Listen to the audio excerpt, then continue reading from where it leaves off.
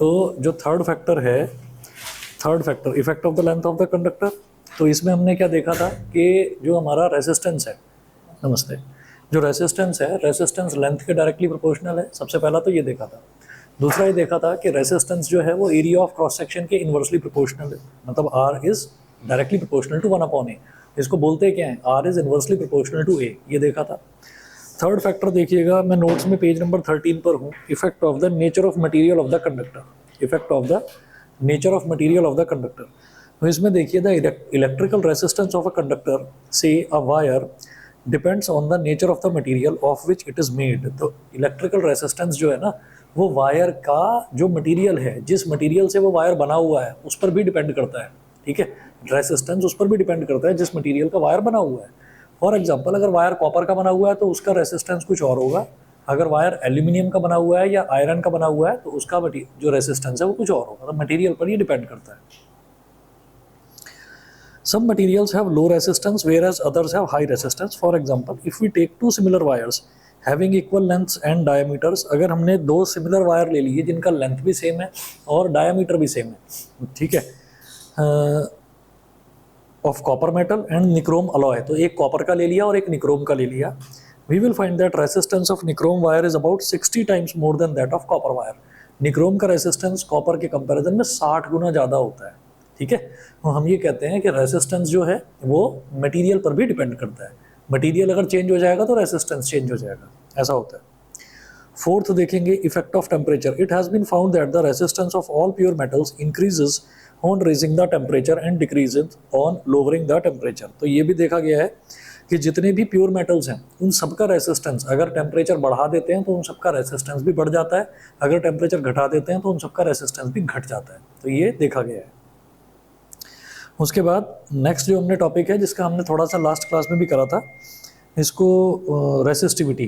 तो रेसिस्टिविटी वाले टॉपिक में देखिएगा, जैसे फैक्टर्स अफेक्टिंग रेसिस्टेंस, इसमें हमने देखा था फर्स्ट में, ये देखा था कि जो रेसिस्टेंस है ये डायरेक्टली प्रोपोर्शनल टू लेंथ है, यानी कि लेंथ ऑफ कंडक्टर बढ़ेगा तो रेसिस्टेंस भी बढ़ जाएगा। सेकंड हमने ये देखा था कि resistance is inversely proportional to A. Resistance जो है वो ए के, यानी कि एरिया ऑफ क्रॉस सेक्शन के इन्वर्सली प्रोपोर्शनल है।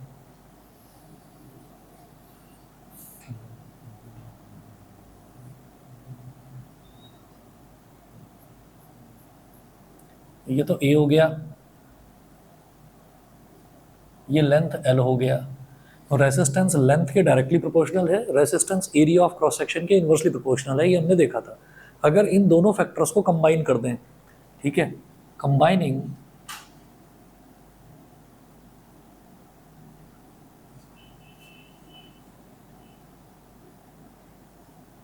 दीज टू फैक्टर्स, अगर इन दोनों फैक्टर्स को कंबाइन करते हैं तो R is directly proportional to L upon A. R L upon A के डायरेक्टली प्रोपोर्शनल हो जाएगा। It implies that R is equal to rho L upon A. ठीक है, यहाँ पर जो ये जब भी हम प्रोपोर्शनैलिटी साइन हटाकर इक्वालिटी साइन लगाते हैं, प्रोपोर्शनैलिटी साइन हटाकर इक्वालिटी साइन लगाते हैं तो कोई एक कांस्टेंट ऑफ प्रोपोर्शनैलिटी आ जाता है। तो यही जो रो है इसको कहते हैं हम रेसिस्टिविटी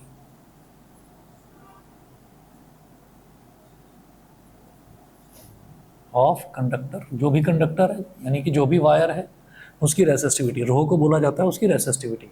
अच्छा, अब अगर रो को कैलकुलेट करें कि रो की वैल्यू आएगी क्या, तो जरा देखिएगा, ये आर और ये दोनों मल्टीप्लाई हो जाएंगे।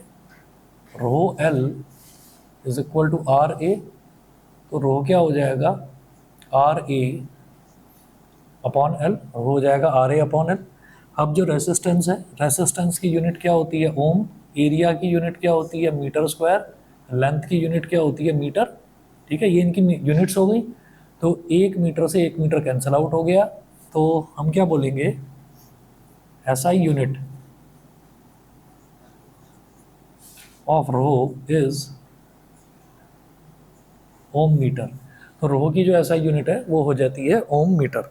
ठीक है, और इसी को रेसिस्टिविटी को हम स्पेसिफिक रेसिस्टेंस भी बोल देते हैं। ठीक है, उसके बाद देखिए रेसिस्टिविटी, पेज नंबर 14 पर हूँ अब मैं। Resistivity of a substance does not depends. Resistivity of a substance does not depend on its length or thickness. It depends on the nature of the substance and temperature. तो रेसिस्टिविटीज जो है वो किसी भी सब्सटेंस की वो उसकी लेंथ पर या थिकनेस पर, थिकनेस मतलब वही एरिया ऑफ क्रॉस सेक्शन, वो रेसिस्टिविटी उस पर डिपेंड ही नहीं करती, वो उसके मटेरियल पर डिपेंड करती है, नेचर क्या है सब्सटेंस का उस पर डिपेंड करती है, और टेम्परेचर पर डिपेंड करती है। इन दो चीज़ों पर डिपेंड करती है रेसिस्टिविटी। समझ गए? अभी क्वेश्चन देखिएगा, क्वेश्चन है why we use copper and aluminium for electrical wiring, why not silver. हम इलेक्ट्रिकल वायरिंग के लिए कॉपर और एल्यूमिनियम को क्यों यूज़ करते हैं, सिल्वर को क्यों यूज़ नहीं करते। मैं सिल्वर का एग्जांपल इस वजह से दे रहा हूँ, सिल्वर का नाम इस वजह से लिया जा रहा है इस क्वेश्चन में, क्योंकि सिल्वर को इलेक्ट्रिसिटी का बेस्ट कंडक्टर माना जाता है। इस सिल्वर में अगर आपने सिल्वर का एक वायर बनाया और उसके एक कोने में करंट अप्लाई करा तो दूसरे कोने तक करंट बिना किसी लॉस के पहुँचेगा। बहुत बढ़िया क्वांटिटी का करंट, जितना आपने अप्लाई करा उतना करंट पहुँच जाएगा। तो आप कॉपर और एल्यूमिनियम ही क्यों यूज़ करते हो, सिल्वर क्यों नहीं यूज़ करते। देखिए, silver metal is the best conductor of electricity, so it is obvious that we should make electric wires of silver metal. ठीक है, हमें तो सिल्वर मेटल की ही बनानी चाहिए इलेक्ट्रिकल वायरिंग। ठीक, but silver is a very costly metal. Problem यह है कि सिल्वर जो है वो बहुत ज़्यादा कॉस्टली मेटल है। तो सोने के बाद अगर किसी की कीमत है तो वो चांदी की ही है। सोना बहुत महंगा है, सोने के बाद अगर किसी की कीमत है तो वो चांदी की है। तो चांदी का अगर, यानी कि सिल्वर का अगर मान लीजिए इलेक्ट्रिकल वायरिंग बनाने लगे तो वो तो बहुत ज़्यादा महंगा हो जाएगा कि जितने का आपका पूरा घर बन रहा है, आप पूरे घर की वायरिंग करवा रहे हैं, पता चला उतने की वायरिंग ही करवाई जा रही है। ठीक है, कि भाई थोड़ी सी बिजली बचेगी। अब आप 50 साल में भी, मतलब आपने इतना शुरुआत में ही खर्चा कर दिया कि 50 साल में भी आप उतनी बिजली बचा नहीं पाएंगे। तो इसलिए ये कहा जाता है कि भाई इतनी महंगी वायरिंग ना करवाते हुए आप सीधा कॉपर की वायरिंग कराएं। फिर उसमें ये भी खतरा रहता है कि अगर कभी घर में थेफ्ट हो गया, चोरी हो गई तो लोग जो है वो वायर ही खींच कर ले जाएंगे, उनको पता है सिल्वर की वायर है। ठीक है, तो इसलिए कॉपर की वायरिंग करी जाती है। We use copper and aluminum wires for the transmission of electricity because copper and aluminum have very low resistivities due to which they are very good conductors of electricity। तो वो भी ना अच्छे conductor होते हैं, सिल्वर के comparison में तो उतने अच्छे नहीं होते कंडक्टर, लेकिन फिर भी अच्छे कंडक्टर होते हैं, कॉपर भी और एल्यूमिनियम भी। तो इसलिए जो यूज़ करी जाती है इलेक्ट्रिकल वायरिंग घरों में वो कॉपर या एल्यूमिनियम यूज़ करी जाती है। सिल्वर बहुत महंगा होता है, इसलिए नहीं करते उसको यूज़। नेक्स्ट क्वेश्चन देखिएगा, why heating elements of electrical heating appliances such as electric iron, toaster etcetera are made of an alloy. तो हीटिंग एलिमेंट्स जो हैं इलेक्ट्रिकल हीटिंग अप्लायंसेज जैसे होती हैं, जैसे इलेक्ट्रिक आयरन है, इलेक्ट्रिक आयरन जैसे कपड़े प्रेस करते हैं, इलेक्ट्रिक आयरन हो गया, टोस्टर हो गया, ये सारे के सारे अलॉय से क्यों बनाए जाते हैं, इसमें कोई और कंडक्टर यूज़ क्यों नहीं करा जाता। उसका रीज़न है, अगर कभी भी कोई इलेक्ट्रिक आयरन, कभी आप कोई पुरानी इलेक्ट्रिक आयरन हो जो ख़राब हो गई हो, जो आजकल यूज़ नहीं हो रही हो, घर में पड़ी हो, तो उसको कभी खोल कर देखिए। घर में पेचकस भी कहीं ना कहीं रखा होगा, तो पेचकस से खोल कर देखिए कि उसके अंदर है क्या। तो जब आप उसके अंदर खोल कर देखेंगे ना तो आपको कोई बहुत बड़ी कोई इलेक्ट्रॉनिक कंपोनेंट नज़र नहीं आएगा, उसके अंदर आपको अलॉय नज़र आएगा। अलॉय क्या होता है, अलॉय एक बहुत स्ट्रॉन्ग मेटल होता है, मेटल के अंदर ही दूसरा मेटल मिक्स कर दिया जाता है, तो उसको अलॉय बोलते हैं। अलॉय कोई कंपाउंड नहीं होता, अलॉय का प्रॉपर कोई फॉर्मूला भी नहीं होता। जैसे मैं निक्रोम की बात करूं तो निक्रोम किससे बनता है, निकल एक एलिमेंट है, क्रोमियम एक एलिमेंट है, दोनों के दोनों अलग अलग मेटल्स हैं, दोनों को कंबाइन कर दिया, यानी कि मिक्स कर दिया। अब वो मिक्स कोई भी कर सकता है, ठीक है, उसके लिए कोई फॉर्मूले की ज़रूरत नहीं है, मिक्सचर के लिए कोई फॉर्मूले की ज़रूरत नहीं है। जैसे सॉल्ट वाटर है ना, तो पानी लिया, पानी के अंदर नमक को मिला दिया, तो पानी के अंदर नमक हो सकता है मैं थोड़ा कम मिलाऊं, हो सकता है आप थोड़ा ज़्यादा मिला दें, तो कॉम्पोजिशन थोड़ा बहुत अलग अलग हो सकता है कि मैंने कम नमक मिलाया, आपने ज़्यादा नमक मिलाया, तो कॉम्पोजिशन अलग अलग हो सकता है। लेकिन सॉल्ट वाटर हम घर पर नॉर्मली प्रिपेयर कर सकते हैं। तो सॉल्ट वाटर क्या है, एक मिक्सचर है, तो मिक्सचर को कोई भी प्रिपेयर कर सकता है। आपने निकल लिया, क्रोमियम लिया, दोनों को हीट करा, हीट करके कंबाइन कर दिया, वो सूख गया, तो जो बना वो अलॉय कहलाएगा। तो सिर्फ निकल और क्रोमियम का अलॉय ही होता है अंदर, इलेक्ट्रिक आयरन के अंदर, टोस्टर के अंदर भी वो होता है। अब ये क्यों यूज़ करे जाते हैं, ये इसलिए यूज़ करे जाते हैं कि इनकी रेसिस्टिविटी बहुत ज़्यादा होती है। रेसिस्टिविटी का मतलब है करंट का अपोज करने की, यानी कि करंट को रोकने की जो कैपेसिटी है वो इनके अंदर बहुत ज़्यादा होती है। क्या होता है उससे ये होता है कि करंट तो फ्लो होना चाह रहा है, लेकिन ये करंट को अपोज कर रहे हैं, यानी कि उसको रोकने की कोशिश कर रहे हैं। तो वो करंट लगातार फ्लो होना चाह रहा है, ये लगातार उसको रोकने की कोशिश कर रहा है, तो दोनों में ना फाइट चलती रहती है। क्या होता है कि करंट कैसे फ्लो होता है, चार्जेस का जब फ्लो होता है तो उसी को मैं करंट बोल देता हूँ। तो चार्जेस तो लगातार फ्लो होने की कोशिश कर रहे हैं, फ्लो होना चाह रहे हैं, किसके थ्रू, किसी अलॉय के थ्रू, और अलॉय कहता है कि नहीं नहीं नहीं भाई मेरी तो रेसिस्टिविटी ज़्यादा है, मैं तो रोकूंगा तुम्हें। तो वो लगातार आकर टक्कर मार रहे हैं और ये निकलने नहीं दे रहा उनको, अलॉय वो निकलने नहीं दे रहा। तो उससे क्या होगा, कोई दो चीज़ें जब लगातार टकराती रहेंगी, चार्जेस आ आकर अलॉय पर, अलॉय के मटेरियल में टकराते रहेंगे और अलॉय उन्हें निकलने नहीं देगा, फ्लो नहीं होने देगा, तो अल्टीमेटली क्या होगा, हीट बढ़ेगी। कोई भी दो चीज़ें लें, अगर आप दो, आपके पास चम्मच हैं, आप दोनों चम्मचों को आपस में टकराते रहें, टक टक टक टक टक टक टकराते रहें, थोड़ी देर बाद आप देखेंगे कि वो चम्मच ही आपस में गर्म हो जाएंगी। तो जब भी कभी कोलिजन होता है, कोलिजन मतलब टकराव होता है, तो टकराव से हीट जनरेट होती है, तो धीरे धीरे क्या होगा, वो अलॉय गर्म होना शुरू हो जाएगा। अब अलॉय गर्म होना शुरू हो जाएगा, एक मेटल की प्लेट बाहर लगी हुई है, तो वो मेटल की प्लेट गर्म होना शुरू हो जाएगी, फिर आप अपने कपड़े के ऊपर उस मेटल की प्लेट को घुमाएंगे तो क्या हो जाएगा, आपके कपड़े प्रेस होने शुरू हो जाएंगे। इसी को इलेक्ट्रिक आयरन बोलते हैं। इसी अलॉय को घुमाकर, अलॉय की कॉइल को घुमाकर गीजर के अंदर डाल दिया जाता है और इलेक्ट्रिसिटी से कनेक्ट कर दिया जाता है, ठीक है। और गीजर में क्या होता है, गीजर के अंदर पानी भर जाता है, गीजर के अंदर पानी भर जाता है, आपने उसका स्विच ऑन कर दिया तो अंदर फिर से वही फाइट शुरू हो जाती है। अंदर अलॉय पड़ा हुआ है, करंट उसमें से, अलॉय में से पास होने की कोशिश कर रहा है, वो पास नहीं होने दे रहा, तो टक्कर लगती रहेगी लगती रहेगी लगती रहेगी, अलॉय जो है धीरे धीरे गर्म होता रहेगा। अलॉय गर्म होगा तो अलॉय जो है वो कहाँ डूबा हुआ है, पानी के अंदर, पानी भी गर्म हो जाएगा। तो इस तरह से इलेक्ट्रिक गीजर काम करता है। तो इलेक्ट्रिकल हीटिंग अप्लायंसेस सारी इसी तरह से काम करती हैं, उनके अंदर कोई बहुत लंबा चौड़ा सर्किट नहीं लगा हुआ, ठीक है। जैसे कभी टीवी अगर आप खुला हुआ देखें, या कोई रेडियो खुला हुआ देखें, या मोबाइल खुला हुआ देखें, तो उसके अंदर तो थोड़ा कॉम्प्लेक्स सर्किट दिखाई देगा। लेकिन electric heater, electric geyser, electric toaster, इनके अंदर कुछ नहीं होता, इनके अंदर एक अलॉय होता है बस कनेक्टेड, ठीक है। तो वही चीज़ यहाँ पर आगे डिटेल में लिखी हुई है। क्वेश्चन क्या है, why heating elements of electrical heating appliances such as electric iron, toaster etcetera are made of an alloy. देखिए, the heating elements of electrical heating appliances such as electric iron, toaster etcetera are made of an alloy rather than a pure metal. तो वो alloy के बनाए जाते हैं, pure metal के बनाए नहीं जाते, बिकॉज पहला reason, the resistivity of an alloy is much higher than that of pure metal. Alloy की रेसिस्टिविटी प्योर मेटल के कंपैरिजन में बहुत ज़्यादा हाई होती है, बहुत ज़्यादा हाई होती है। सेकेंड है, an alloy does not undergo oxidation और burn easily even at high temperature when it is red hot, ठीक है। तो जो मेटल है ना, मेटल की तो फिर भी ये प्रॉपर्टी है कि अगर बहुत ज़्यादा गर्म हो जाता है तो गर्म होने के बाद में मेटल पिघलने लगता है, ठीक है। पिघलना मतलब जल जाता है एक तरह से। लेकिन जो अलॉय है, अलॉय जलता भी नहीं है। अलॉय में ऐसा नहीं होता कि कभी आग लग जाए, कि अगर टेम्परेचर बढ़ गया तो आग लग जाएगी। तो ये दो रीज़न है। पहला रीज़न ये है कि रेसिस्टिविटी ज़्यादा है, जो मैंने आपको कारण बताया ना कि चार्जेस में और अलॉय के बीच में एक फाइट चलती है, वो इतना लंबा चौड़ा आपको लिखना नहीं है। आपको दो रीज़न लिखने हैं कि उसकी रेसिस्टिविटी ज़्यादा है, रेसिस्टिविटी ज़्यादा है तो वही ज़्यादा हीट जनरेट करेगा।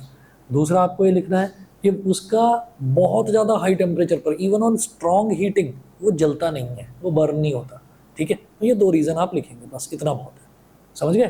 तो जैसे एक क्वेश्चन इससे पहले डिस्कस करा कि सिल्वर क्यों नहीं यूज़ होता, तो सिल्वर बहुत कॉस्टली मेटल है। कॉपर और एल्यूमिनियम क्यों यूज़ होते हैं, क्योंकि कॉपर और एल्यूमिनियम की भी रेसिस्टिविटी बहुत कम है। रेसिस्टिविटी कम है यानी कि कंडक्शन बहुत अच्छा है, ठीक है।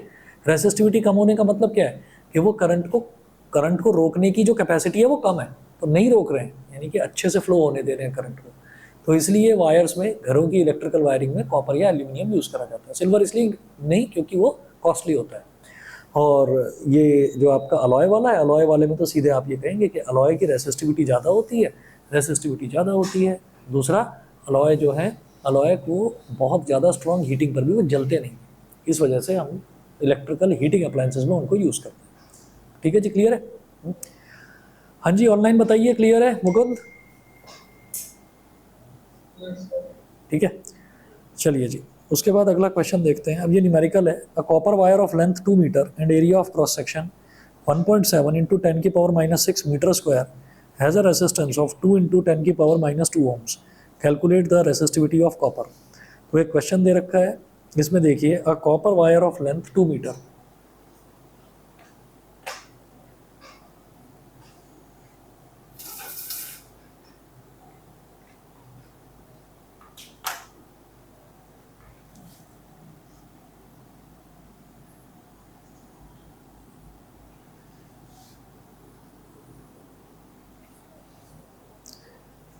A copper wire of length 2 meter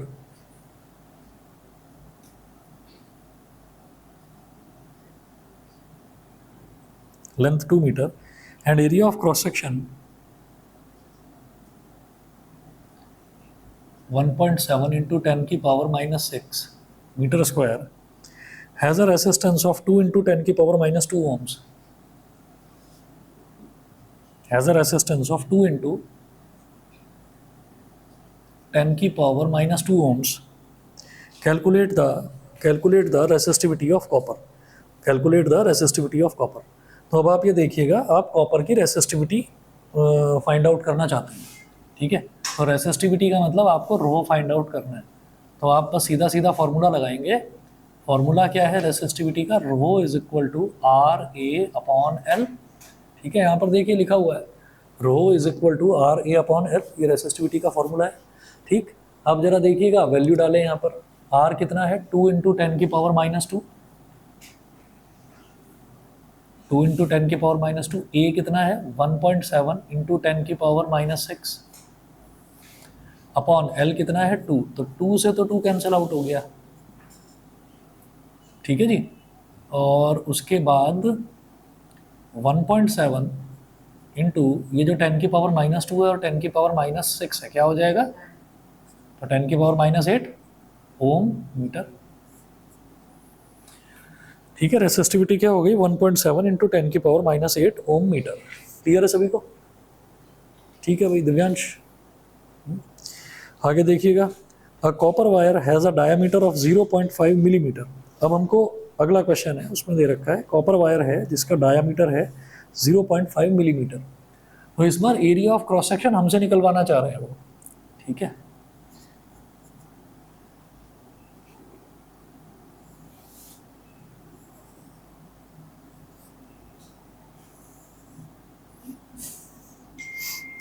A copper wire has a diameter of 0.5 millimeter.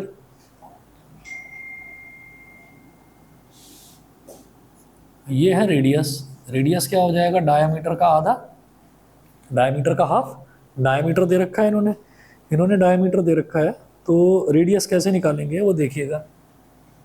R is equal to diameter का हाफ, डायमीटर है 0.5 मिलीमीटर, 0.5 मिलीमीटर, तो 0.5 अपॉन 2, 0.5 अपॉन 2 मिलीमीटर, 0.5 अपॉन 2 ये कितना हो जाएगा? 0.25 इंटू ये जो मिली है ना, मिली का मतलब हमेशा याद रखिएगा, इसका मतलब होता है 10 की पावर माइनस 3, ठीक है। मिली अगर कहीं पर भी आएगा तो उसकी जगह आप लिखेंगे 10 की पावर माइनस 3, और ये हो गया मीटर। हम इसको मिलीमीटर में नहीं रखेंगे, हम इसको हमेशा मीटर में कन्वर्ट करेंगे। भाई लेंथ जो है, रेसिस्टेंस भी तो एक तरीके की लंबाई ही है, किसी चीज़ की लेंथ ही तो है, ठीक है। तो उसकी यूनिट हमें हमेशा मीटर रखनी है, तो आर आ गया आपका मीटर में। अच्छा, अब वो क्या पूछ रहे हैं? अच्छा, एंड रेसिस्टिविटी 1.6 इंटू 10 की पावर माइनस 8 ओम मीटर। तो इसमें ये जो कॉपर का वायर है, अच्छा ये इसकी जो लेंथ है वो लेंथ कितनी है वो भी नहीं पता अभी हमको।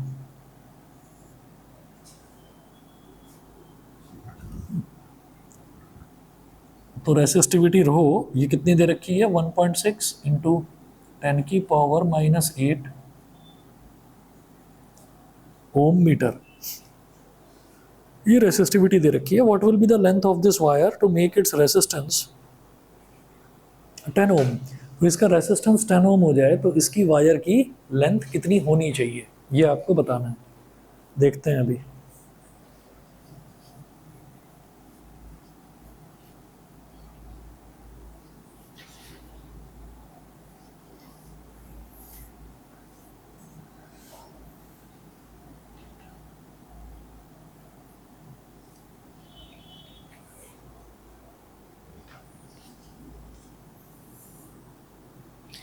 अब आप ये देखिए रेसिस्टिविटी हो गई, तो सबसे पहले क्या करेंगे, ये जो है ना ये एरिया ऑफ क्रॉस सेक्शन ये निकालेंगे।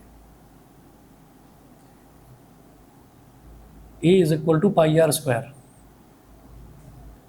तो पाई कितना है 3.14, आर कितना है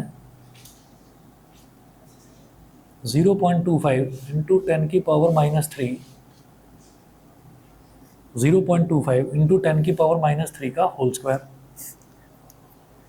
इंटू 10 की पावर माइनस 3 का होल स्क्वायर, ये हो गया। अब देखिएगा 3.14, 0.25 का स्क्वायर कितना हो जाएगा? 25 का स्क्वायर होता है 625, तो 0.0625 हो गया। और 10 की पावर माइनस 3 का स्क्वायर कितना हो जाएगा? पावर की पावर मल्टीप्लाई हो जाता है, तो 10 की पावर माइनस 6 हो गया। जिसको ये ना समझ में आया हो वो बता देता हूँ भाई। जैसे 25 है तो 25 इंटू 25 तो हो गया 625, लेकिन ये है 0.25 और ये 0.25, तो इसका मतलब क्या हुआ? डेसिमल के बाद 2 डिजिट, इधर डेसिमल के बाद 2 डिजिट, तो टोटल डेसिमल के बाद 4 डिजिट है। तो आपको क्या करना है, 3 डिजिट तो ये है ही, एक डिजिट और लगा दो इससे पहले 0, ठीक है, और फिर पॉइंट लगा दो, तो डेसिमल के बाद 4 डिजिट हो गई। ऐसे किया जाता है, ठीक है। तो 0.0625 क्लियर है, ठीक। अब क्या करना है, 0.0625 और 3.14 इन दोनों को मल्टीप्लाई कर दो, तो 0.0625 और 3.14 इन दोनों को मल्टीप्लाई कर दो, तो 4 5 ज़ा 20, 2 कैरी आ गया, 4 2 ज़ा 8 और 2 10, 1 कैरी आ गया, 4 6 ज़ा 24 और 1 25, 2 कैरी आ गया, 4 0 ज़ा 0 और 2 2, आगे 4 0 ज़ा 0 उसको छोड़ो, हो गया। फिर एक क्रॉस लगाइए, 1 से जब मल्टीप्लाई करेंगे तो 5 2 6 5 2 6 0, ठीक है। फिर 3 से करेंगे, डबल क्रॉस लगाइए, 3 5 ज़ा 15, 3 5 ज़ा 15, 1 कैरी आ गया, 3 2 ज़ा 6 और 1 7, 3 6 ज़ा 18, 1 कैरी, 3 0 ज़ा 0 और 1 1, इधर आ गया 0, 0 plus 5 is 5, 5 plus 2 7 plus 5 12, 1 carry, 1 plus 2 3 plus 6 9 plus 7 16, 1 carry आ गया, 1 प्लस 8 9 और ये 1 196250। तो डेसिमल के बाद 4 डिजिट ये हैं, डेसिमल के बाद 2 डिजिट ये हैं, यानी कि डेसिमल के बाद टोटल 6 डिजिट है। तो 1 2 3 4 5 6 हमें 6 ही डिजिट मिल रही है, तो बस यहाँ पर डेसिमल लगा दो, तो डेसिमल के बाद 6 डिजिट हो गई, समझ गए, ठीक।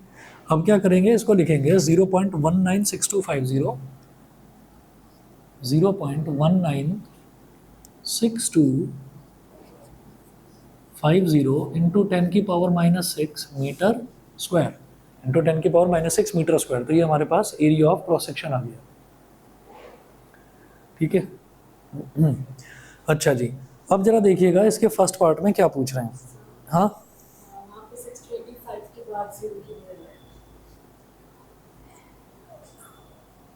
अच्छा 625 के बाद क्यों नहीं लगाया? वो क्या हो जाता, वो 6250 हो जाता ना। पहले हमने क्या करा, पहले हमने सिर्फ ये देखा था कि 25 इंटू 25 है, तो 25 इंटू 25 तो 625 है, उसके बाद में जीरो लगाएंगे तो 6250 नहीं हो जाएगा? हाँ, तो 625 6000 बन जाएगा। और अगर शुरुआत में ज़ीरो लगा देंगे तो कोई फ़र्क ही नहीं पड़ेगा, शुरुआत में जितने ज़ीरो चाहें उतने लगाएं, ठीक है। तो जब शुरुआत में ज़ीरो लगा दिए, 4 डिजिट बना दी, अब उसके पहले, अब पॉइंट के बाद 4 डिजिट आनी चाहिए, तो ये कर दिए, ठीक है। क्योंकि अगर मान लीजिए हम, अगर मन में ये आता है कि नहीं नहीं ऐसे नहीं, हमने तो पॉइंट लगा दिया, अब अगर यहाँ पॉइंट लगा दिया और यहाँ ज़ीरो के 4 डिजिट हो गए, भाई डेसिमल के बाद लास्ट में ज़ीरो लगे हुए की कोई वैल्यू ही नहीं होती, ठीक है ना। वो फिर यही माना जाएगा कि डेसिमल के बाद 3 ही डिजिट लगी हुई हैं, समझ गए, ठीक है। अच्छा जी, अब ए पार्ट देखिएगा क्या, what will be the length of the wire to make its resistance 10 ohm. इसका रेसिस्टेंस 10 ओम बन जाए तो वायर की लेंथ कितनी होगी आपको ये बताना है, ठीक है। वायर की लेंथ कितनी होगी ये बताना है। तो ए पार्ट देखिएगा, रेसिस्टेंस दे रखा है 10 ओम और वो पूछ रहे हैं कि वायर की लेंथ बताइए, ठीक है। तो लेंथ कैसे निकलेगी, since rho is equal to R A upon L, L इधर आ गया, ये हो गया rho L is equal to R A, तो L is equal to R A upon rho, L is equal to R A upon row.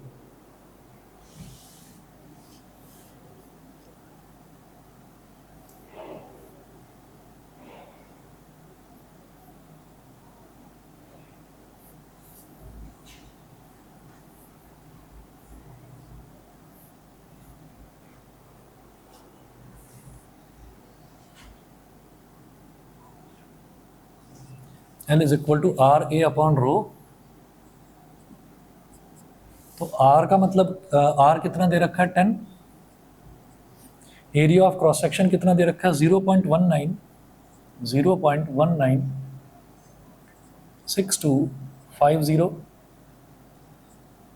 Into 10 की power -6 upon rho कितना है 1.6 इंटू 10 की पावर -8, ये हो गया। ठीक है, अब देखिएगा L इज इक्वल टू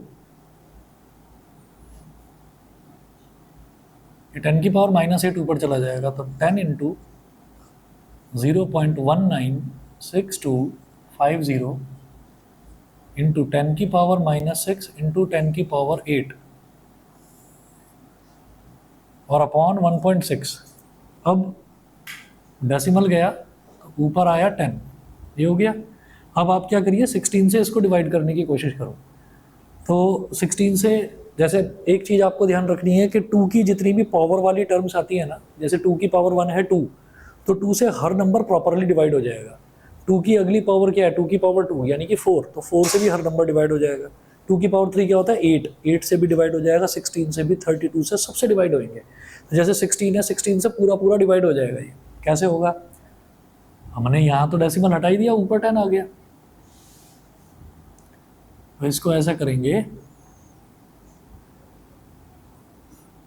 या चलो 16 छोड़ो, एक काम करते हैं 10 इंटू 10 इज 100 इंटू 0.196250, 10 की पावर 8 और प्लस, भाई पावर्स ऐड अप हो जाती हैं जब बेस सेम होता है, तो 10 की पावर 2 हो गया अपॉन 16, 4 4 जा 16 और 4 25 जा 100, यहाँ तक ठीक है। अब इसको 4 से डिवाइड कर लो, 4 का टेबल आसान है, 4 से आसानी से डिवाइड हो जाएगा। तो 4, ये 0.44 जा 16, तो 19 माइनस 16 इज 3, 3 6 36, 4 9 जा 36, 4 9 जा 36।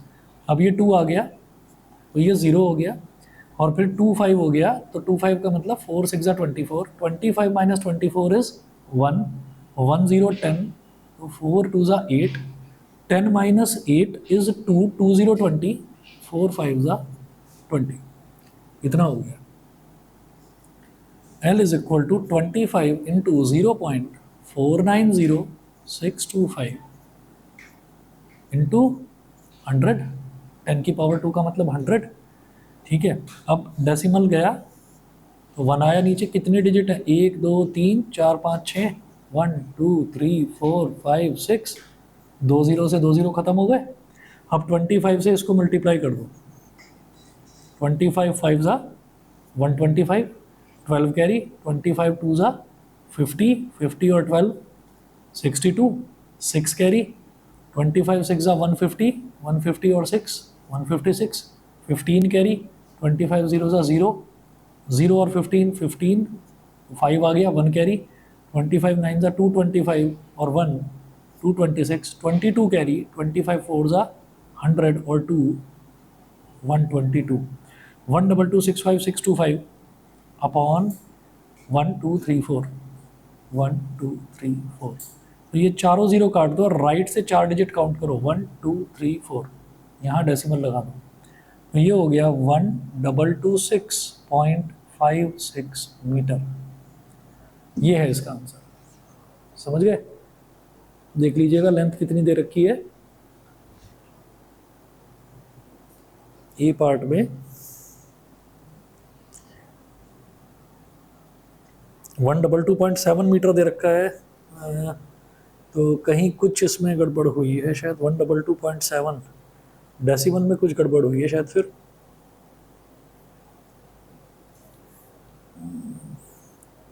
10 की पावर -6 था, 3.14,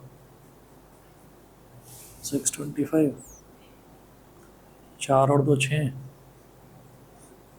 3.14 और 0.0 कितना, ये 1964 होगा, नहीं उससे वैसे फ़र्क नहीं पड़ रहा, वैसे तो 1962 है, पर चलो अगर 4 भी है तो उससे फ़र्क नहीं पड़ रहा है, कुछ डेसिमल में गड़बड़ हुई है, एक गड़बड़ हुई है। अगर ये इधर आ जाएगा ना 122.7 ही हो जाएगा, तो कुछ छोटी सी गड़बड़ हुई है यहाँ पर। देखता हूँ 125 0.490625।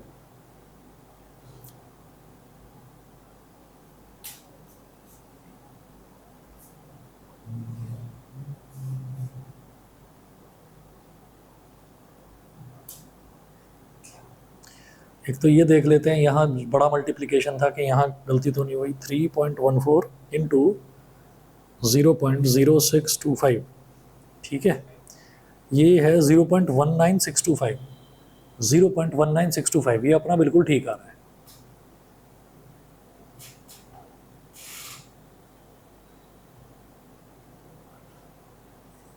अब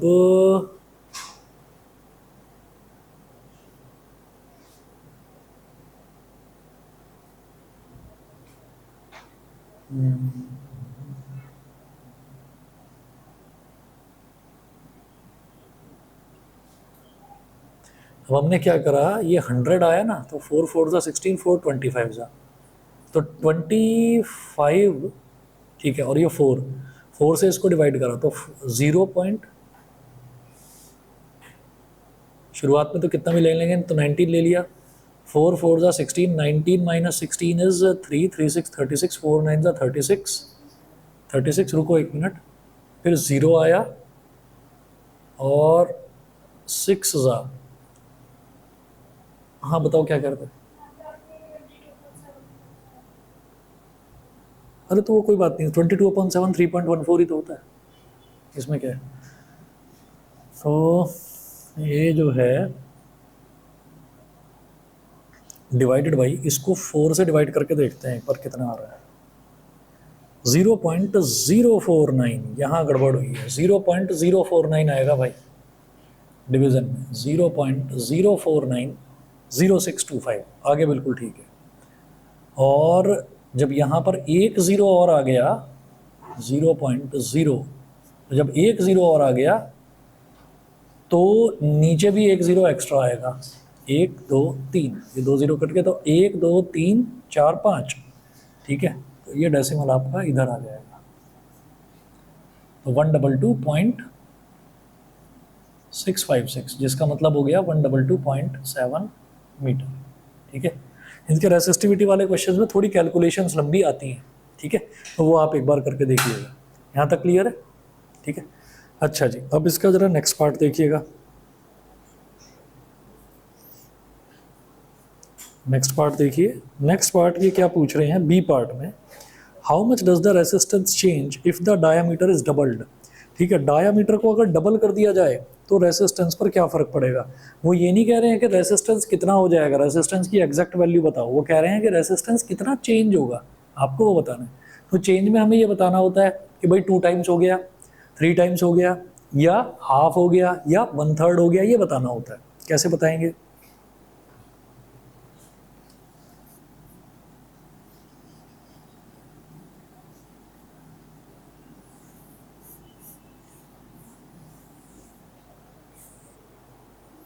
how much does the resistance change if the diameter is doubled. Diameter को अगर डबल कर दिया जाए तो रेसिस्टेंस कितना चेंज होगा, ये बताना है। तो डायामीटर अगर नॉर्मली डायामीटर ही है, कुछ चेंज वेंज नहीं हुआ, तो नॉर्मली रेसिस्टेंस की वैल्यू क्या होती है, बी पार्ट में देखिएगा।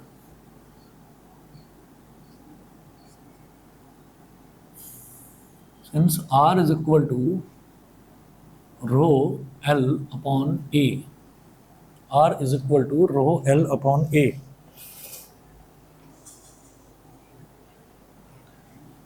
Are is equal to rho L upon A, तो R is equal to rho L upon A, A यानी कि एरिया, एरिया क्या है, एरिया क्या होता है, pi R square, pi R square, rho L upon पाई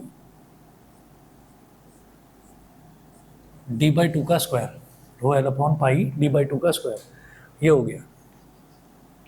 तो R इज इक्वल टू, समझ गए मेरी बात भाई, रो एल अपॉन ए ये फॉर्मूला है ना रेसिस्टेंस का, तो ए क्या होता है पाई आर स्क्वायर। अब मैं रेसिस्टेंस को डायामीटर की टर्म्स में निकालना चाह रहा हूँ, रेसिस्टेंस को डायमीटर की टर्म्स में निकालना चाह रहा हूँ, तो मैंने स्मॉल आर यानी कि रेडियस की जगह d/2 लिख दिया, समझ रहे हैं, ठीक है। अब क्या हो जाएगा, आर हो जाएगा रो एल अपॉन पाई, डी का स्क्वायर हो गया डी स्क्वायर, डिनोमिनेटर में 2 है, 2 का स्क्वायर हो गया 4, डिनोमिनेटर का डिनोमिनेटर जो है वो न्यूमरेटर से मल्टीप्लाई हो जाता है, R is equal to 4 rho L, 4 rho L upon pi D square, 4 rho L upon pi D square. इसको क्या करिए, इसको इक्वेशन नंबर 1 बोल दीजिए, 4 rho L upon pi D square, ये हो गया। अब न्यू केस, नया जो केस जो इसमें बी पार्ट में ये पूछ रहे हैं, new case, now diameter is doubled, that is D dash, नए वाले डायमीटर को आप कह दो कि पुराने वाले डायमीटर का डबल है वो, ठीक है। तो नए वाले डायमीटर को मैंने डी डैश बोल दिया, अब वो डी डैश कितना है, वो पुराने डायमीटर का डबल है, तो D dash is equal to 2d है। So new value of resistance will B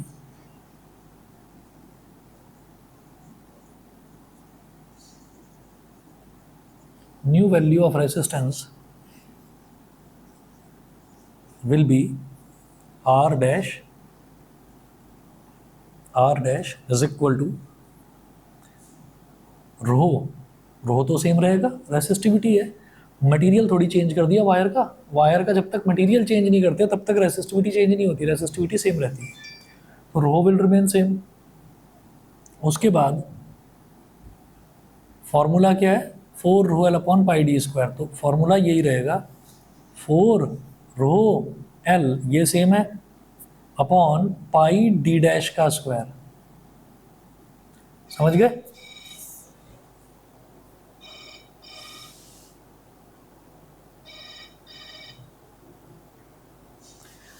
four row L upon pi D dash का स्क्वायर, यहां तक बता दीजिए, यहां तक क्लियर है कि नहीं, ठीक है।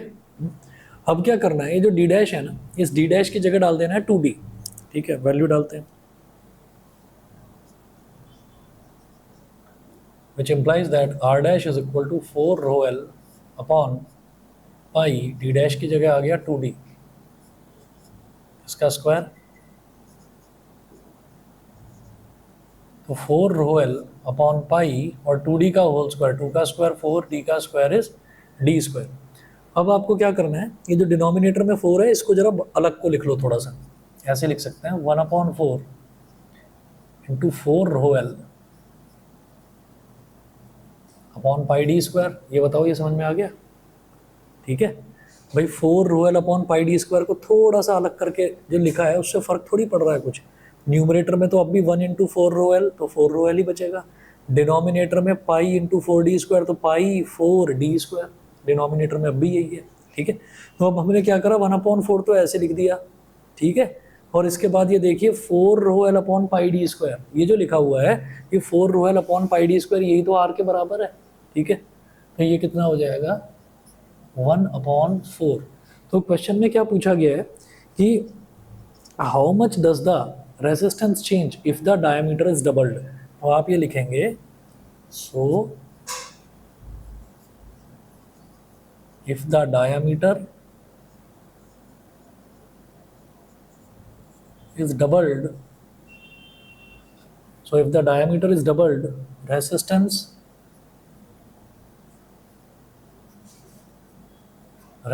becomes 1/4 of its original value। Resistance अपनी ओरिजिनल वैल्यू का कितना रह जाएगा, 1/4 हो जाएगा। बोलो जी, समझ गए, ठीक है। चलिए जी, तो ये तो एक क्वेश्चन था इसका।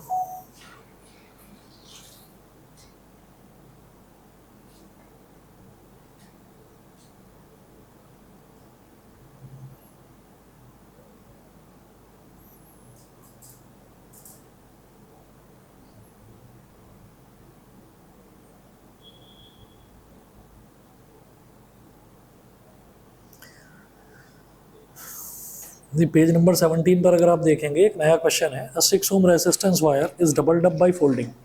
ठीक है, मैं इसको समझा रहा हूँ, आप ट्राई करना खुद से कैसे कर रहे हैं इस क्वेश्चन को।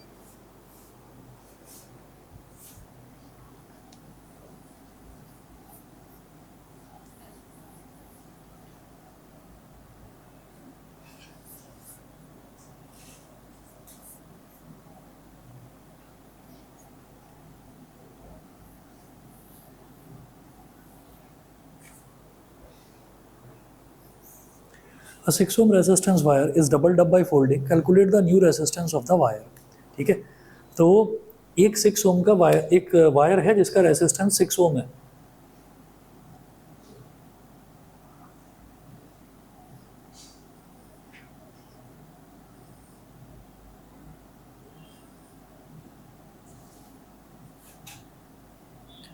तो R is equal to rho L upon ए।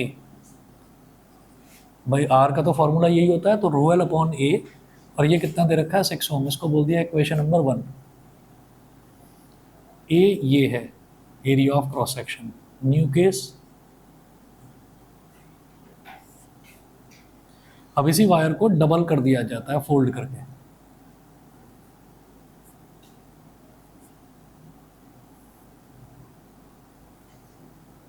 इसको फोल्ड करके डबल कर दिया, वायर को मोड़ दिया। ठीक है, तो ये ऐसे हो गया। एरिया ऑफ क्रॉस सेक्शन अब कितना हो जाएगा बताइए? 2a हो जाएगा area of cross section. Length जो L था वो कितना रह जाएगा? आधा रह जाएगा लेंथ, L/2। L/2। तो अब वो कह रहे हैं कि अब इसके रेसिस्टेंस, अब इसका रेसिस्टेंस कितना होगा? पहले 6 ओम था, अब रेसिस्टेंस कितना होगा? तो आप ये कहेंगे R dash is equal to rho, अब L नहीं है, अब L नहीं है, अब L/2 है, तो रो L/2। ठीक है, और अपॉन ए नहीं है, अब 2a है, 2a। तो ये न्यूमरेटर में क्या हो गया? रो L अपॉन 2, डिनोमिनेटर में हो गया 2a, तो 2a को लिख दो 2a अपॉन 1। जानबूझकर लिख रहा हूँ ऐसे ताकि ऊपर भी रैशनल नंबर और नीचे भी रैशनल टर्म बन जाए। ठीक है, अब क्या करेंगे, सबसे ऊपर वाला टर्म सबसे नीचे वाले से मल्टीप्लाई होकर न्यूमरेटर में आ जाएगा, तो rho L into 1 R dash is equal to rho L into 1 upon, ये दोनों आपस में मल्टीप्लाई हो जाएंगे, तो 2 इंटू 2a कितना हो गया? 4a। तो मुझे चाहिए रो L अपॉन ए, तो हम रो L अपॉन ए को थोड़ा अलग लिख लेंगे, 1/4 इंटू रो L अपॉन ए, इनको थोड़ा सा अलग करके लिख लिया, और ये कितना हो गया? 6 हो गया, 1/4 इंटू 6। ठीक है, तो जब इसे डिवाइड करेंगे तो कितना आ जाएगा? 1.5 हो गया। समझ गए? ठीक है, ये है इसका तरीका। आप एक बार सॉल्यूशन भी देख लेना जो करवा रखा है। इतना करिए, बाकी नेक्स्ट क्लास में देखते हैं। ठीक है, और बस भाई फटाफट पहुंच जाओ, बारिश कभी भी शुरू हो सकती है।